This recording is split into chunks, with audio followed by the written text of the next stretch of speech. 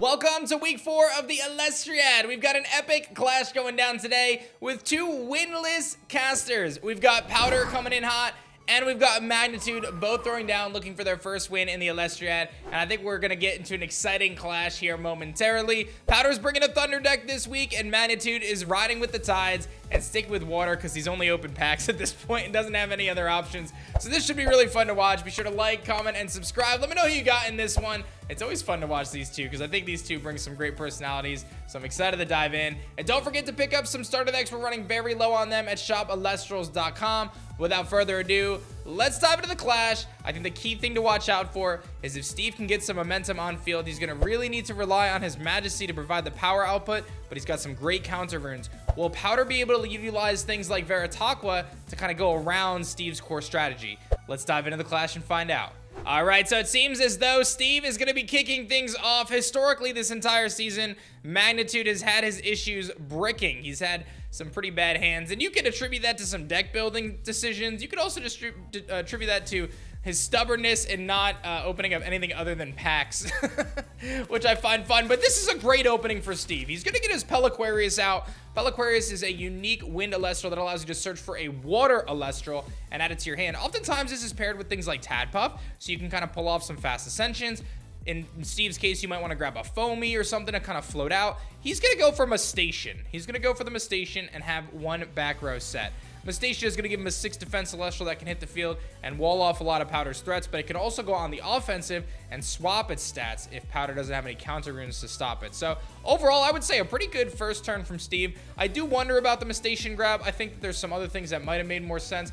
Galaxy, which can exert a little bit more immediate pressure, or something like a Foamy, which can help you out there. But POWDR is going to win the Stadium War right out the gates. He's got his Jolton here with a Thunder Spirit. Jolton, one of the late buffs in prototyping.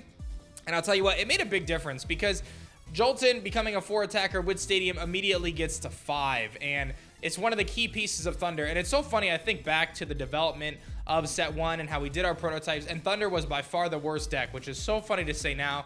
And we buffed a few different cards, and it made all of the difference.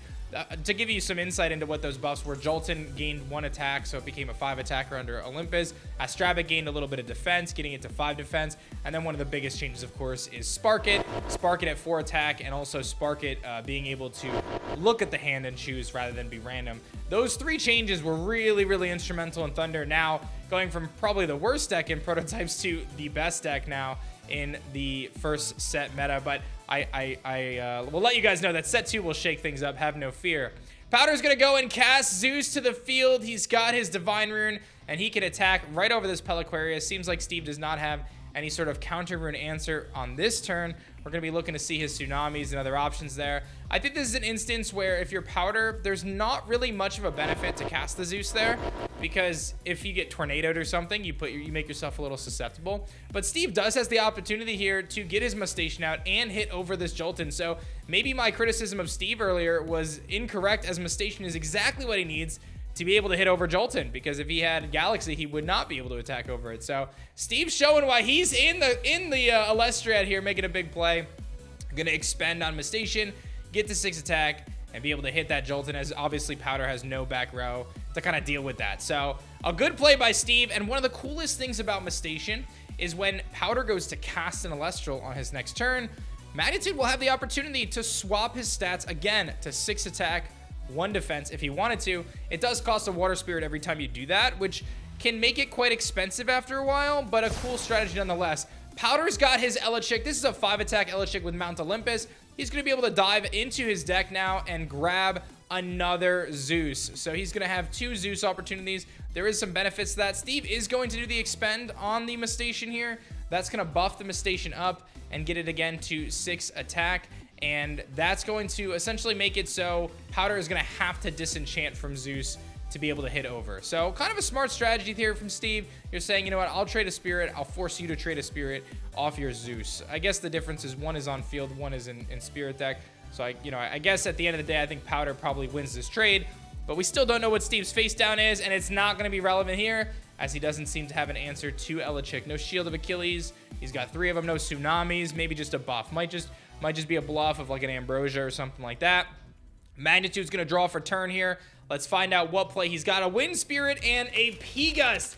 This is precisely why I think he's got a really good opportunity here. He can clear this Zeus, and that's what he's going to do. He's going to take the Zeus out. That's a really good Spirit trade. And he's got the P-Gust in attack position. This makes me wonder, what does he have up his sleeve right now that he's going to put this thing in attack position to try to deal with the Elechick? Let's see. He's got another. He's going to expend a Spirit and get Tadpuff to the field. Tadpuff comes out to the field, and now he's got 2 attackers out there. Does he have some sort of removal? Because if you can't get through this Elechick, I don't know why you're doing that. Let's see here. He's got to Circle the Sky. He's going to Nexus a Water Spirit onto P-Gust to allow him to draw a card. Okay, so he burns his Tadpuff to then be able to Circle the Sky for the draw. I can kind of respect that. Let's see what else he's got in mind. He might have something brewing here. He's got an Ambrosia. He's going to get some of those spirits back. So it seems like a good opportunity for Steve to regen some spirits, get him right back into this clash. But I'm still waiting for kind of the payoff here. What is the way he is getting rid of this Elechick? Does he have an answer to it? It's just going to be a face down rune, and that might be his turn. He sets his cards down on the table. It seems like he's done there. So goes for a pretty offensive play with the P-Gust being in attack position, but doesn't seem to have an answer for the Elechick. I think we really need to encourage Steve in the comments, guys, to go open up another starter deck next week. Tell him to go get the Earth starter deck or like the Wind starter deck. He needs some removal. He needs some resting on your laurels. He needs some Earthquakes. Got to weave those into the game plan. Water doesn't really have removal on its own. You're kind of, you have Veritaqua for defense Elestrals, but generally, you're kind of in a situation where you're going to have to utilize either the laurels or some of the other elements to be able to do that. Earth, I think, gets him a lot, though, right? Earth gets him his poison-tipped arrows, which I think are so crucial in this type of deck. And then I think you get those Earthquakes, and you get a couple other pieces to the puzzle. So that's what I would recommend. But Powder's going to throw down an Ambrosia, and then he's going to go right into his Astravid here. A really good defensive stand for Powder, being able to look at the top 3 of his deck and add 1 to his hand. That's going to be pretty good. Does Steve have a way to stop this Elechick? That's going to be the key here, as Powder's able to add something. And he's going to throw down a Thunderstorm. Let's see a big play here. This could be the end of that P-Gust if Steve doesn't have an answer. And his Trident of Poseidon bluff is gone. That is huge, because now P-Gust also goes down. Magnitude still has plenty of spirits to get back in this. He's really going to need something like a Foamy right now, in my opinion, to be able to kind of fight back. He needs to just be able to kind of get a few things to the board. Here comes an Aphros Misenchanted with Thunder. Smart play from Steve. I like it. Here's the thing. This is going to force Powder to play his Zeus, because you've got the Aphros. It's going to be sitting at 5 defense because of the Thunder Spirit on it. Mount Olympus going to buff it. That's going to make it equal with Elechick. So this makes a lot of sense, but Powder has another Zeus. We know he does, right? We saw the P-Gust take out the first one, but we know there's another one. And here comes an Elechick, so he's definitely got another one, right? We saw him grab it earlier from the Elechick. So plenty of Zeus everywhere. No stopping that, which means he's going to be able to hit over the Aphros. And again, continue to put Steve on the back foot. So let's see here. We've got Zeus hit the field. He can enchant this up to 4 total, so 1 to cast, 3 plus for the effect. I think in this situation, I'm probably only grabbing 1 or 2. I don't think you need the full amount, but he is going to go to 4. So I think that there's a world where you definitely want to kind of consider what makes the most sense. Having those spirits on board does put you at risk, especially when you've already seen a P-Gust, and Steve has showed a tendency to run Tornado, so I would probably play it a little safer, but he is going to be able to buff or debuff the Aphros and then hit for 2 spirits. Both the Astravid and the Elechick are hitting pretty hard here. The thing is we haven't really seen any counterplay from Powder. Powder doesn't have any back row. Steve just needs to get some offensive momentum here, but he's having a hard time dealing with the Zeus. He's got a face down rune. Looks like he's got some sort of a play here, some spirit action. What is he going to play? He needs a Foamy. That looked like Water Spirit into Sluggle. Okay, so that could be the opening window he's looking for, right? This could be the opportunity for Steve to get back in it. He's going to get 3 Water Spirits back. It's going to come down to that counter rune face down. If it's a Tsunami, he could really get right back into this game, because he's an Ascension away from really turning the tides here and being able to start to plow through Powder. Let's do a quick listen in. I have a question. When you enchant upwards, right? Can you enchant from one? Does it have to be like it's not like it's not Pokemon where it has to be the next evolution, right? It could just be any. Correct. When you ascend an Elestral, you can ascend to anything. It doesn't have to be a 1 cost to a 2 to a 3. Okay. You can go from a 1 to a 3 as long as it has enough spirits, and you only get to add 1 spirit during the process. Okay. Some pretty cool conversation there about Ascension, and I'll kind of add to that. So you can ascend a Penterror into a Nimbug if you wanted to, right? In the game of Elestrals TCG, you have a lot of freedom to ascend however you want to ascend. And what you can do is you can also pull spirits from other Elestrals to do so. So to give you an example, let's say, there's an Elechick, the 2 Elechiks. There's the Tsunami play. We get to see it from Steve. This is what we've been waiting for. The tides turn. They're going to change all the position of Powder's Elestrals to defense. This could be the window that Steve needs. But let's say you have an Elechick with 2 spirits on it and an Elechick with 1 spirit on it. You could essentially take 1 spirit from one spirit from the other, ascend it, and then, add a spirit part of the Ascension. You can kind of pull from different situations there. So in the case of Powder, he could ascend all 4 Elestrals on his field and get out a 5 spirit Ascension, essentially, right? Like you could ascend into anything with 5 spirits. There are some instances where there's purpose there. Looks like we're going to actually see an Ascension there. Magnitude goes and ascends his Sluggle into an Aepharos, but I'm curious what the next follow-up play is here. A Poseidon could be pretty useful. He would have an opportunity in a Nexus if he's able to do that, but it seems as though that's going to be his play. He's going to do... I don't know why you ascend there, though. I'm a little confused about that. You can't attack, but he might have had an opportunity to do something. He could have enchanted the Sluggle with a Thunder Spirit and attacked a Elechick in defense and at least taken one of those out. That would have been an opportunity there. But yeah, I just wanted to kind of re-emphasize that Ascension in Elestrals is pretty flexible, and there are some instances where you'd want to ascend a higher cost into a 1 cost.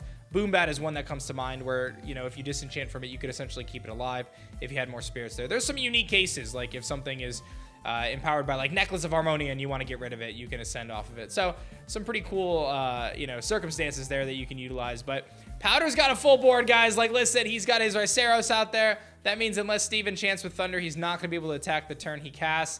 He's going to, I think he's expending to draw here, or he just took a bunch of damage. He's down to 7 spirits.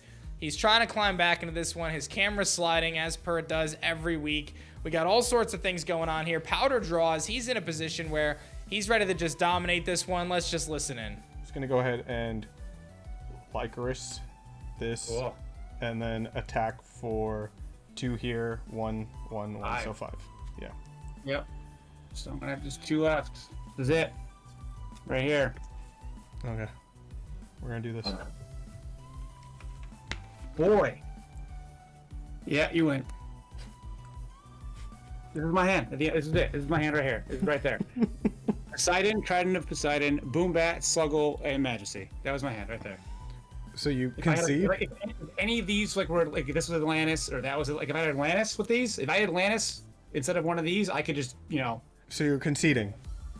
yeah. Okay, Yeah, hold on. Can you at least let me attack you for the finish, please? All right, that's going to be the end of this one here, and Powder takes it and gets his first win in the Elestriad. Congratulations to Powder and the Thunder Pantheon, as Poseidon continues to be disappointed. I do want to make an observation there. Obviously, I wasn't in the clash, so I didn't know how everything fell, how all the pieces landed, but if Steve has Tadpuff there at the end, he's able to execute that combo and might actually win the game because he has Trident Lock, so Powder wouldn't be able to use counter runes.